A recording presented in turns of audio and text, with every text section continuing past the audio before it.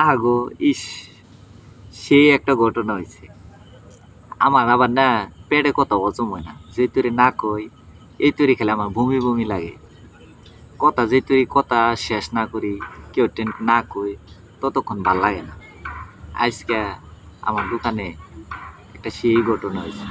আমি তো ভাই পুরাই শেষ। একটা মেয়ে আইছে আমার দোকানে, আয়া কইতাছে ভাই সাবান আছে না, একটা সাবান দিন তো ভাই।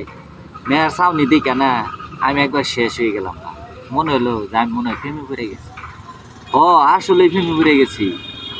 মেয়া আমার যখন সাবান দিবার কইছে, আমার কি হুশ আছে? একটু হুশ নাই। দৌড় দাদায় রে একটা সাবান আনছি, আয়না সাবান দিছি। আর মেয়ে কয় ভাই এই সাবান দিছুন কে? আমার দিবেন বল সাবান।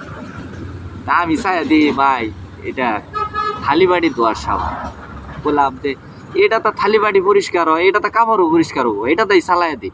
না, আমার বল সাবানই দিন। কি করবো? আবার বল সাবান আইনা দিলাম। একটা সাবান বেচলে লাভই হয় কয়টা? বড় জোর ৩-৪টা।